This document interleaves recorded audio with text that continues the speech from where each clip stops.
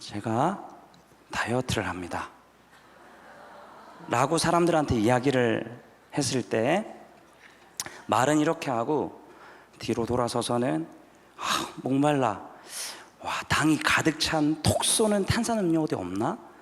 여기 있다 하면서 이 음료를 마시고 출출한데 좀 맛있는 거 없을까? 여기 맛있는 초콜릿이 있구나. 야, 이렇게 막 먹어야겠다. 이렇게 제가 이 초콜릿을 하나 먹고 또 하나 먹고 또 이렇게 하나를 까먹으면 제가 다이어트를 하는 사람입니까? 이런 것처럼 환경운동가가 일회용품을 무분별하게 남용하고 그리고 쓰레기를 길거리에다가 막 버리면 앞뒤가 맞지 않은 사람이겠죠. 이도. 그리고 우리가 예배 시간에 하나님의 전능하심과 그리고 하나님의 인도하심에 대해서 우리가 찬양하고, 하나님 전능하신 분이십니다, 하나님 모든 것을 이루시는 분이십니다, 그리고 하나님 내 인생을 인도하시는 분이십니다 라고 찬양하다가 정작 내려와서는 내 삶의 영역, 내 일상의 영역인 부분에 있어서 무엇을 먹을까, 무엇을 마실까, 무엇을 입을까 염려하고 있으면 우리가 그동안 하나님 앞에 하나님 전능하십니다, 하나님 나를 인도하시는 분입니다 라고 한 찬양이 얼마나 공허할까요? 이것처럼 말과 혀로는 굉장히 번지를 한데 우리 가운데 행함과 진실함이 없다라면 앞뒤가 맞지 않은 일이겠죠. 오늘 우리가 읽은 이 빌립보서도요, 정말 앞뒤가 맞지 않은 서신입니다. 바울은 가이사랴 감옥에서 2년, 그리고 이 빌립보서를 쓸 때 로마에서 가택연금으로 2년, 총 4년을 갇혀 지내던 상황이었습니다. 근데 바울이 누구입니까? 바울은요, 복음의 가장 위대한 일꾼 중에 한 명입니다. 그런데 그 바울이 감옥에 갇혔다? 그 소식을 들은 그 당시의 교회들은 어떠했을까요? 야, 바울이 감옥에 갇혔대. 이러다가 바울 사형당하면 어떻게 하지? 복음의 그 영광스러운 복음에 장애물이 되면 어떻게 하지 그 바울이? 그리고 거짓 사도들은요, 이런 얘기도 했을 수 있을 겁니다. 한 달도 아니고 1년도 아니고 4년이나 바울이 갇혀 지내는 거 봐. 다 이유가 있는 거야. 그 바울 그렇게 뭐 대단한 척하면서 병도 치유하고 뭐 하는, 꼴 좋다, 이렇게 바울을 폄하하기도 했을 것입니다. 이렇게 불안하고 걱정스러운 상황 가운데 바울이 처해 있었다는 것이죠. 그런데요, 바울이 그러면 이 빌립보서를 쓸 때에 이러한 상황들을 잘 인지하고 있으니까 빌립보서를 쓰면서 너무 염려하지 않으셔도 괜찮습니다. 걱정 끼쳐서 너무 죄송해요. 별일 없을 거예요. 잘 마무리될 겁니다. 최소한 이 정도라도 빌립보서를 쓰면서 성도들에게 좀 안심을 시켜주고 별일 없을 거라는 이런 이야기라도 좀 해줘야 되지 않을까. 그런데 이 빌립보서를 쫙 읽어보면요, 빌립보서에서 바울은 어떤 얘기를 반복해서 이야기를 하냐면 기뻐하라, 그리고 나는 기쁘다 라는 단어를요 18번이나 반복을 하고 있습니다. 4장밖에 안 되는 이 짧은 성경 안에서. 뭔가 큰 성과를 거둔 것도 아니고요, 어떤 업적을 거둔 것도 아닙니다. 그렇다고 해서 이스라엘이 독립한 것도 아니에요. 그런데 이 빌립보서 전체를 지배하는 단어는요 기쁨입니다. 기쁨. 빌립보서 전체를 이 기쁨이라는 단어가 지배하고 있습니다. 너무 모순적이죠. 사형을 당할 수도 있는 상황 가운데서 바울이 너무 힘들어가지고 정신이 나간 거 아닐까요? 아니면 바울이 워낙 기질이 낙천적이어가지고요, 그냥 뭐 밝게 보고 막 좋게 보려고 그렇게 한 거 아닐까요? 우리가 살아가는 이 질고 많은 세상을 우리가 그저 밝고 좋게만 보기만 한다고 해서 우리의 삶의 문제가 해결이 될까요? 제가 우리 성도님들 가운데 딱 서가지고, 여러분, 저는 차은우입니다. 지금부터 제 얼굴을 보십시오. 차은우예요. 제가 현빈입니다 라고 얘기를 하면 우리 성도님들이 믿으시겠습니까? 그렇게 안 보겠죠. 그래도 저는 차은우입니다 라고 얘기를 하면 제 얼굴이 차은우로 바뀔까요? 안 바뀝니다. 우리 청년들, 하고 싶은 연애 잘 됩니까? 나 이제 연애할 수 있어, 난 반드시 연애할 거야, 하나님 연애할 겁니다 저 라고 한들 연애가 되듭니까? 내가 취업을 하고 싶다고 해서 취업이 되나요? 안 되잖아요. 그러니까 우리가 이렇게 긍정적이고 그저 밝게 본다고 해서 우리의 살림살이가 좀 더 나아지는 게 아니라는 겁니다. 그런데 바울은요, 이 빌립보서 시작부터 뭐라고 이야기하냐면, 우리 3절을 함께 읽어보겠습니다. 내가 너희를 생각할 때마다 나의 하나님께 감사하며. 이 단어가 우리나라 말로 하면 내가로 시작되지만 이 헬라어로 보게 되면 나는 감사한다라는 단어로 시작을 합니다. 그러니까 게다가 3절을 넘어서 4절에 가면 어떤 얘기를 하냐면, 너희를 위해서 기도할 때마다 나는 기쁘다. 그러니까 감사한다라고 얘기하고 또 뭘 얘기해요? 나는 기뻐. 이 얘기를 지금 바울이 이 빌립보서 시작부터 인사하자마자 이 얘기를 하고 있다는 겁니다. 도대체 왜 생사를 장담할 수 없는 상황인데 왜 기쁨과 감사를 바울이 누리고 있는 겁니까? 왜요? 만약에 우리가 이런 상황이라면 우리가 그런 기쁨과 감사를 누릴 수 있을까요? 지금 바울은요, 땀 흘려 수고했던 모든 사역이 수포로 돌아갈 수 있는 위기에 처해 있습니다. 오늘 우리는 그 죽음의 그림자가 덮여진 이 바울이 어떻게 그 놀라운 고백을 하는지 한번 살펴보려고 합니다. 우리가 이어서 5절을 함께 읽어보겠습니다. 너희가 첫날부터 이제까지 복음을 위한 일에 참여하고 있기 때문이라. 여기서 참여하다라는 단어가 나옵니다. 근데 이 참여하다라는 단어는 코이노니아라는 단어를 쓰는데, 우리 코이노니아 많이 들어봐서 아시겠지만 교제라는 단어로 우리는 이해를 하고 있습니다. 그런데 여기서 코이노니아는 교제로 번역될 단어가 아니고요, 동력하다로 번역이 되어야 할 단어입니다. 그러니까 바울은요, 자신이 감사하고 기쁜 이유를 뭐라고 얘기하냐면, 빌립보 성도들이 지금 자신과 함께 복음의 영광을 위해서 동력하고 있기 때문에 기쁘다라고 이야기를 하는 겁니다. 자, 빌립보서를 이 바울이 쓸 때는요, 바울이 처음 빌립보 교회를 세우고 나서 이미 10년, 12년, 13년이 훌쩍 지난 때입니다.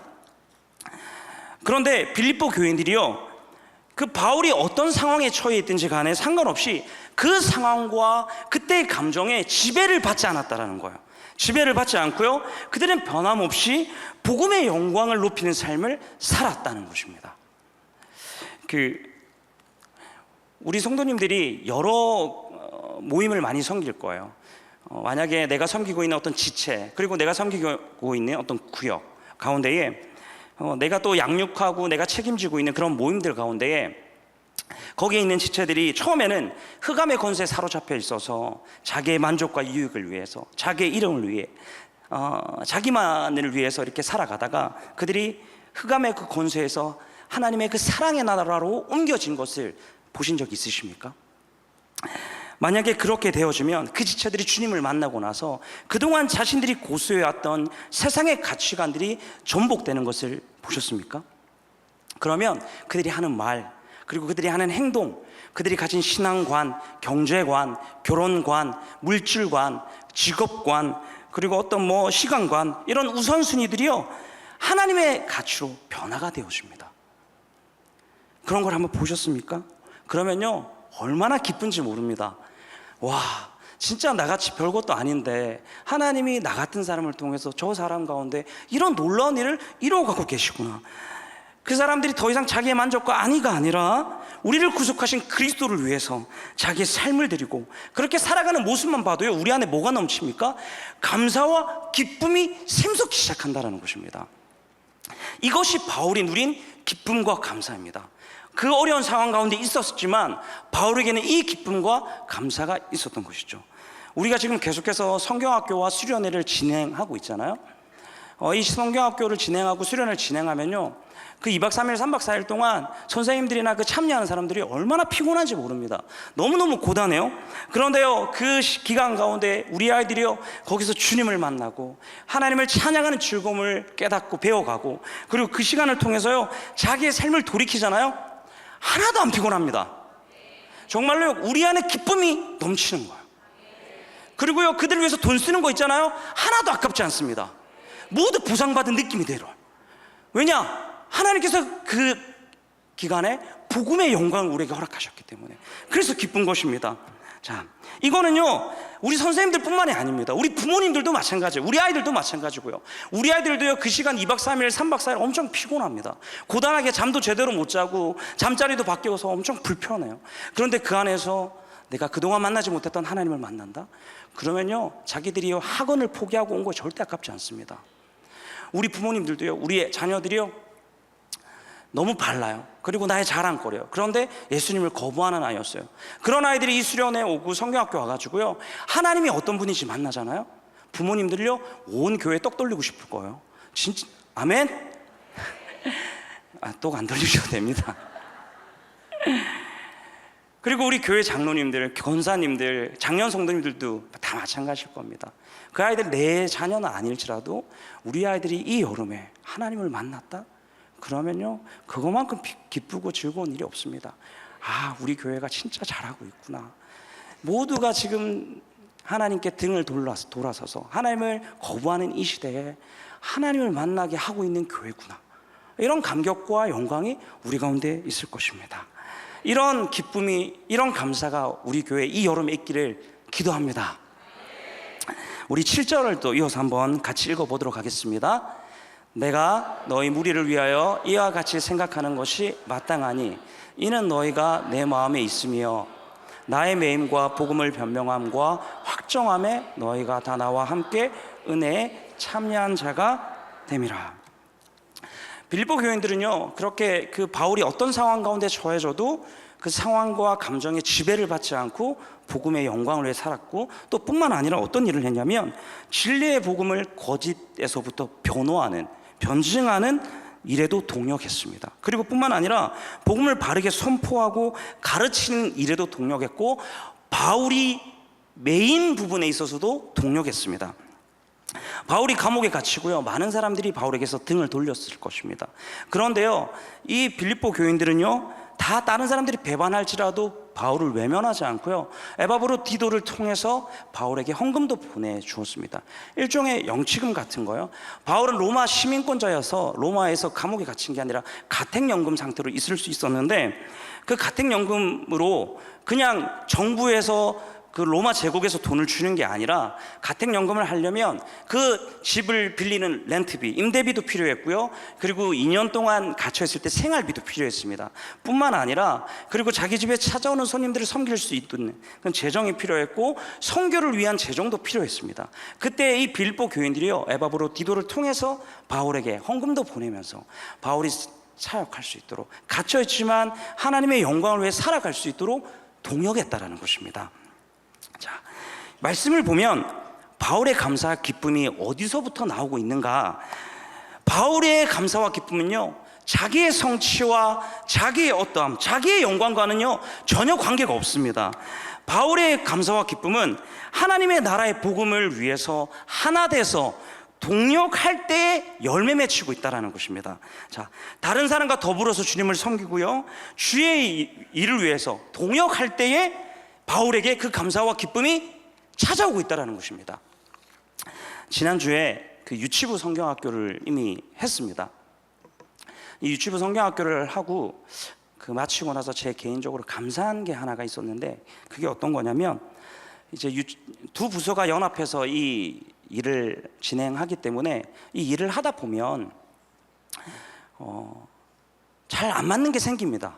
원래 일이라는 게 두 부서가 하다 보면 잘 맞지 않은 일이 생기고, 그리고 어떤 프로그램을 진행하다 보면 구멍이 나고 실수하는 게 생기기 마련입니다.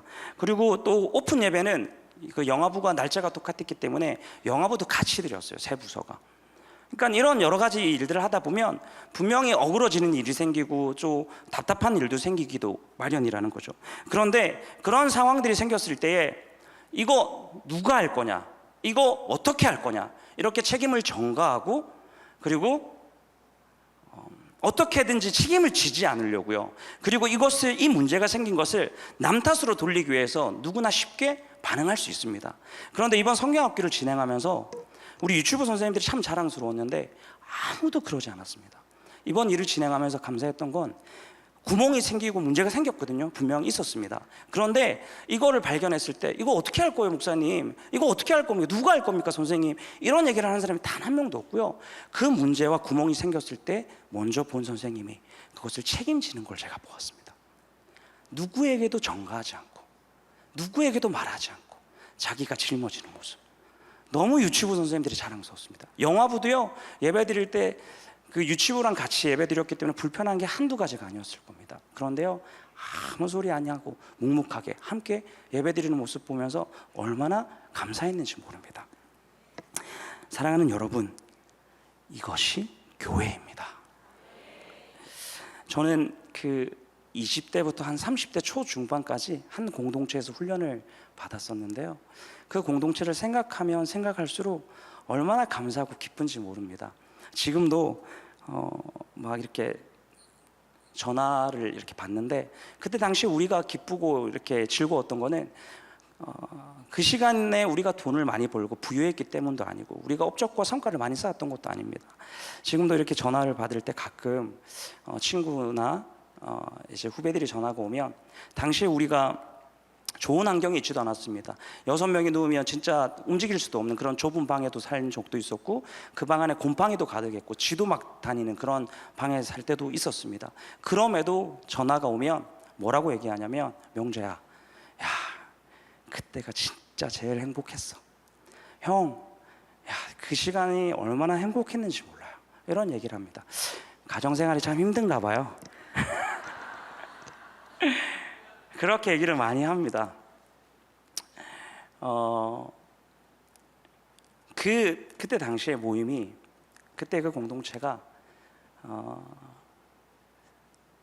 누구도 시기하고 질투하지 않아서일까요? 아니면 한 번도 싸우지 않고 토라지지 않아서일까요? 그때는 지금보다 훨씬 더 미성숙했던 시기이기 때문에 얼마나 많은 허물이 있었는지 모릅니다. 그러니까 문제가 생길 수밖에 없죠. 그럼에도 불구하고 그 시간이 행복했던 이유는, 그때 당시에는요, 사사로운 것을 덮어내는, 그런 장가지를 덮어내는 은혜가 그 공동체 가운데 있었기 때문입니다. 우리를 걸려 넘어지게 하는 큰 뿌리도 아니고 장가지들, 그런 것들을 보면 그거 가지고 이거 어떻게 할 거냐 이렇게 하지 않고 그냥 덮어낸 거예요. 허다한 허물들을 덮어내는 은혜가 그 공동체를 지배하고 있었기 때문입니다. 또 우리가 주목해야 되는 것, 우리가 정말 쏟아야 할, 우리가 에너지를 쏟아야 할 영광스럽고 중요한 가치인 복음에만 집중하면서 동력했기 때문입니다. 자, 은혜가요, 우리 인생의 어리석음과 허물을 덮어주었고, 그리고 우리가 에너지를 쏟아야 할 복음에만 가치를 쏟으면서 동력했기 때문에 그 시간이 행복하고 즐거웠다라는 것입니다. 그 당시에 문제가 없었던 게 아닙니다. 똑같은 문제가 훨씬 더 많이 비일비재하게 일어났다는 것입니다.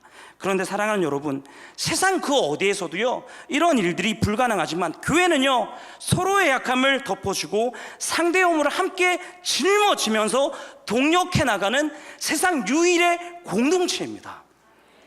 그러면 불완전하고 한계투성인 이 사람들이 모여서 함께 일을 해 나가니까 좀 더 힘들기만 하고 좋은 결과가 나기 어려울 것 같이 우리가 보일 수 있습니다. 좀 어렵지 않을까?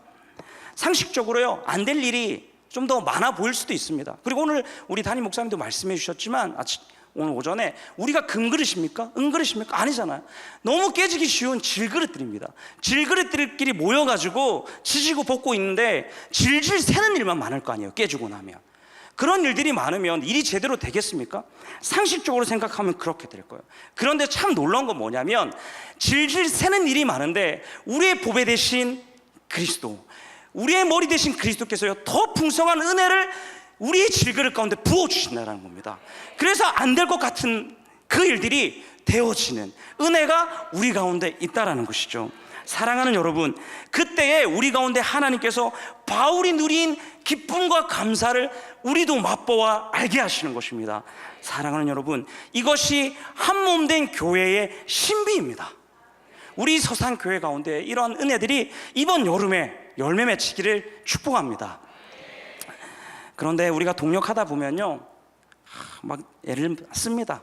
같이 가려고 애를 써보고 노력도 해보고 힘을 다 해봅니다. 그런데요, 그렇게 하는데도 진짜 한계에 다다랐다 싶은 순간들도 찾아옵니다. 내가 진짜 저놈의 인간하고는 같이 못하겠다. 내가 진짜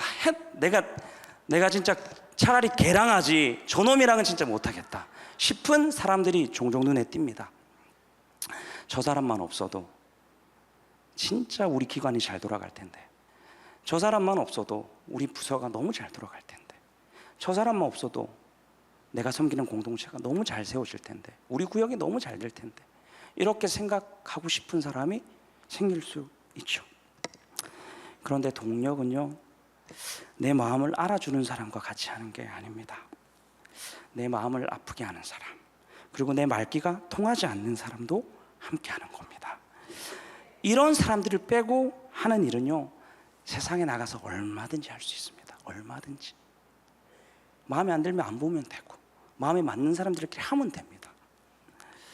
그런데요, 주님의 도우심이 아니면 내가 사랑하고 받아들일 수 없는 사람과 함께하는 것을 배워갈 때에 비로소 세상 사람들이 주고받는 기쁨을 뛰어넘어서 하나님이 주시는 기쁨과 감사를 우리가 경험하면서 살 수 있는 것입니다. 사랑하는 여러분, 세상은 성도 안에 있는 이 비밀을 모릅니다. 그렇기 때문에 우리는요, 이제 일의 방식을 바꿔가야 됩니다. 나에게 먼저 잘해주고, 먼저 관심을 표현해주고, 나와 코드와 비슷해서 농담도 잘 맞고, 그런 사람들과 함께 하는 게 아니라 반대로 하는 겁니다. 그런데도 이 동력은요, 계속해서 해나가다 보면 정말 손해보는 장사 같습니다. 동력하다 보면 더디 가야 되는 순간이 얼마나 많은지 모릅니다. 남들은 지금 성과를 내고 막 저 앞서 달려가고 있는데, 나는 도대체 출발선에서 출발도 못하고 내가 기다려주느라 이러고 있는 그런 순간들이 얼마나 많은지 모릅니다. 나는 뒤처지는 것 같고, 내가 원하는 속도로 갈 수도 없고, 나랑 맞지 않은 저 사람들 이해시킨다고 쩔쩔매고 있고, 게다가 저 사람은 너무 느리고, 저 사람은 센스도 없고, 얼마나 복장이 터지는지 모릅니다. 그런데도요, 그들과 함께 동력해 나가면 내 계산으로 보면 이번엔 내 생애에는 완전 실패했다 싶은 순간들, 그럴 때에요, 주님이 개입하십니다. 그리고 주님이, 보배로우신 주님이 이 질그릇에 기름 부어주신다라는 것입니다. 내가 생각할 때 이렇게 하면 실패할 것 같은데 라는 그 자리에 주님이 꽃을 피우십니다. 그리고 이렇게 하면 안 되는데 하는 그 순간에 하나님께서 생명의 성령의 법으로 역사하시는 것입니다. 사랑하는 여러분, 이것이 동력으로 인한 기쁨과 감사를 누리는 길이라는 것입니다. 이 은혜가 우리 교회 가운데 지배하기를 기도합니다. 그리고 바울에게서 솟아나는 그 기쁨과 감사를요, 막을 수 없는 이유가 한 가지가 더 있습니다. 대개 우리가 교회에 나오면 여러 사람들이 있습니다. 그런데 그 많은 사람들 중에 진짜 저 사람 너무 좋은 사람 같아, 저 사람이랑 내가 가까이 있으면 내가 신앙생활에 너무 도움 많이 받을 것 같아, 그런 사람들이 눈에 보입니다.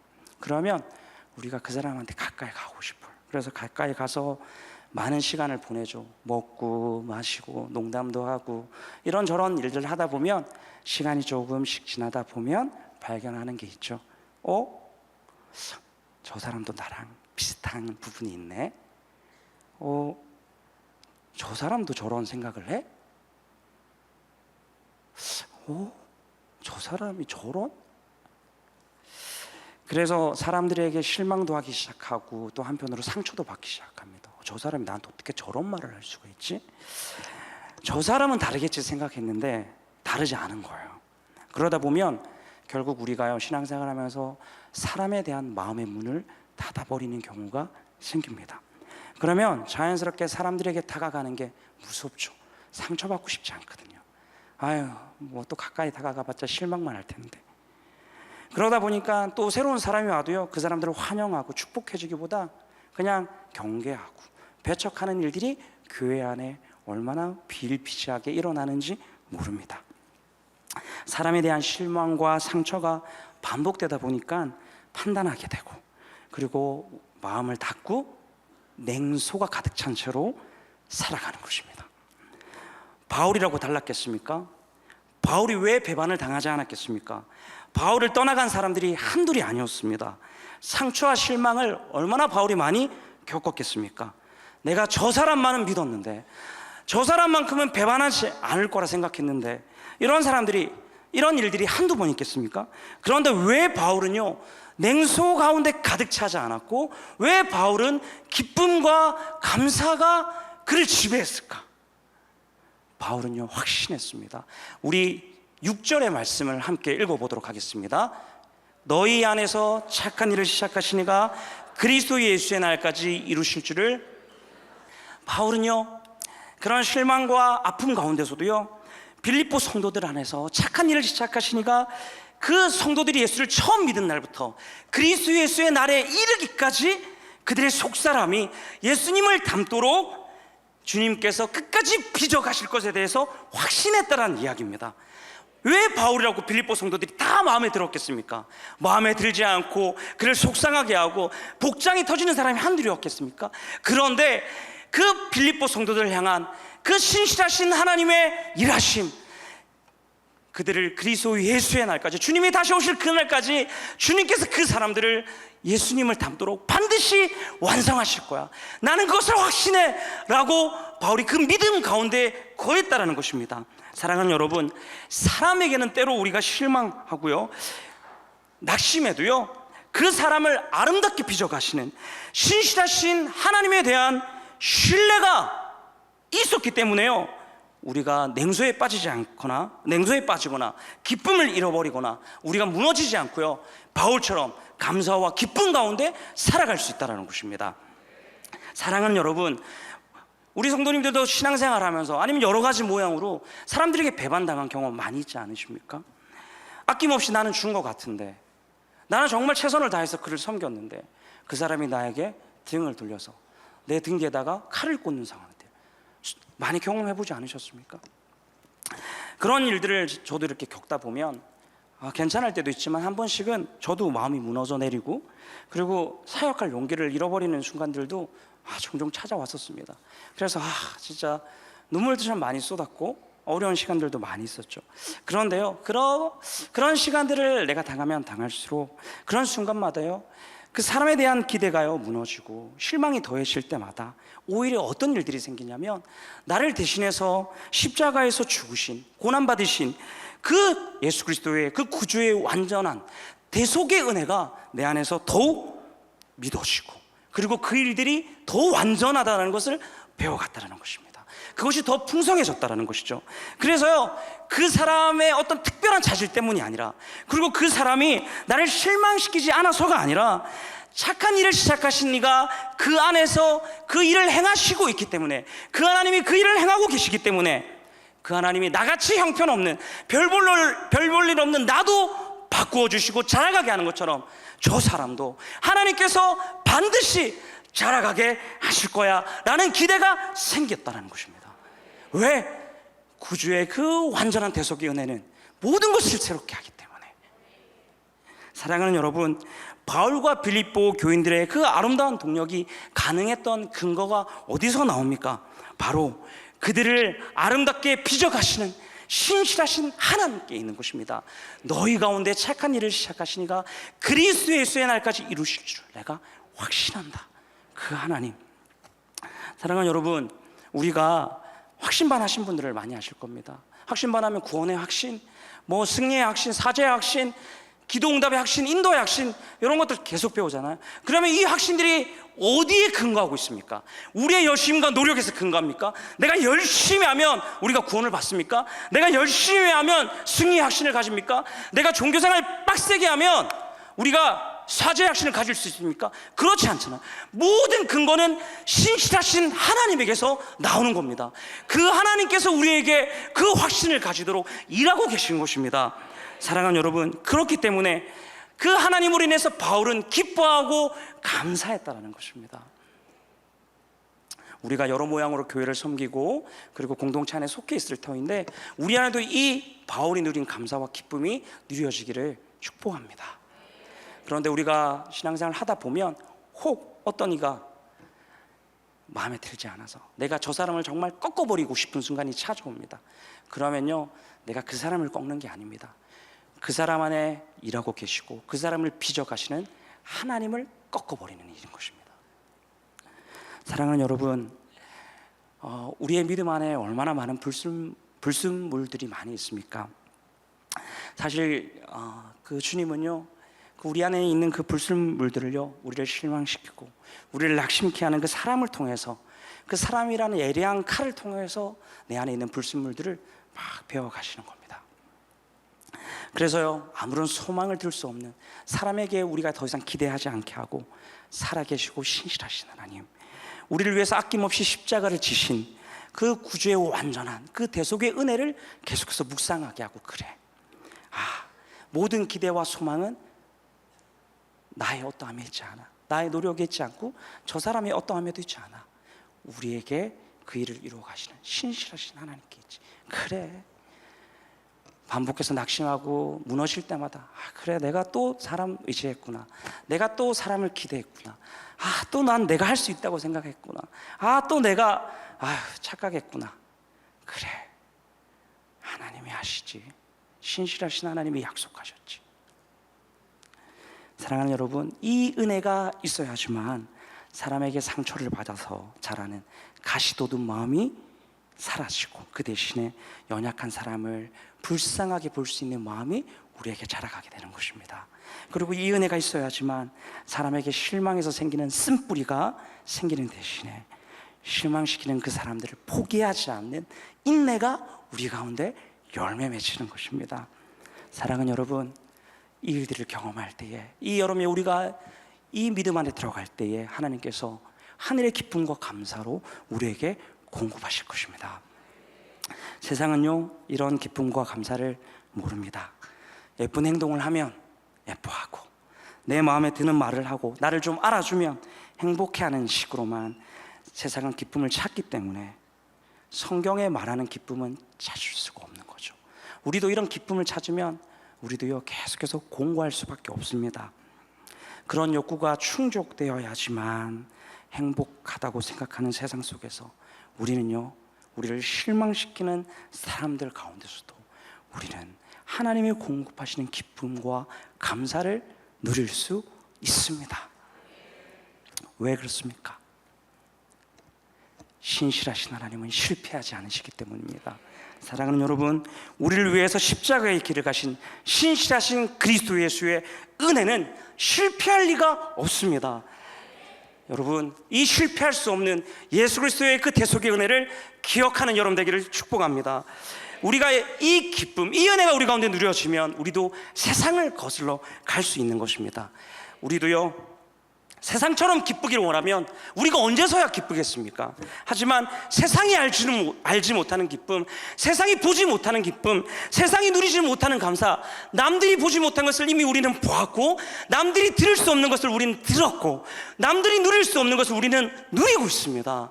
여러분, 이런 우리 가운데에 하나님이 베풀으신 은혜가 떠나지 않는다는 것을 기억하기를 축복합니다. 이 모든 것이 실패하지 않으시는 주님으로부터 우리에게 공급되어지고, 또 우리와 동역하는, 때로는 실망케 하는 그 지체들을 빚어가시는 신실하신 하나님으로부터 우리에게 공급되어지는 것들 기억하시길 축복합니다. 사랑하는 여러분, 마지막으로 우리가 동역하다가요, 넘어지기도 하고 더디 가기도 하고, 그리고 막 어려운 순간들이 막 찾아옵니다. 그럼에도 불구하고 우리가 한 몸됨을 위해서 몸부림치고 우리가 이렇게 애를 쓰기 시작하면 우리가 보기에는 열매가 맺힐까 싶은 그 순간에 하나님께서 생명의 꽃을 피우기 시작하실 것입니다. 그 신실하신 하나님께서 정말 가치 없는 나를 사랑하셔서 자라가게 하시듯이 나와 동역하는 그 지체들도 자라가게 하실 것입니다. 사랑하는 여러분, 느려도 괜찮습니다. 천천히 가도 괜찮습니다. 주님은 소망이 없는 무덤 속에서도 부활의 꽃을 피우셨습니다. 신실하신 주님이 일하시는 이 방식을 의심하지 마십시오. 우리의 눈에 보이는 대로, 우리가 듣는 대로 판단하지 마십시오. 우리 하나님은 보이지 않는 것, 내게 들리지 않는 방법도 아시는 분이십니다. 그 하나님께서 그 일들을 이루어 가시고 그 신실하신 주님께서 바울이 누린 그 기쁨과 감사를 반드시 이번 여름에 우리에게도 허락하실 것입니다. 우리 주님은 실패하지 않으십니다. 우리 함께 기도하기를 원합니다.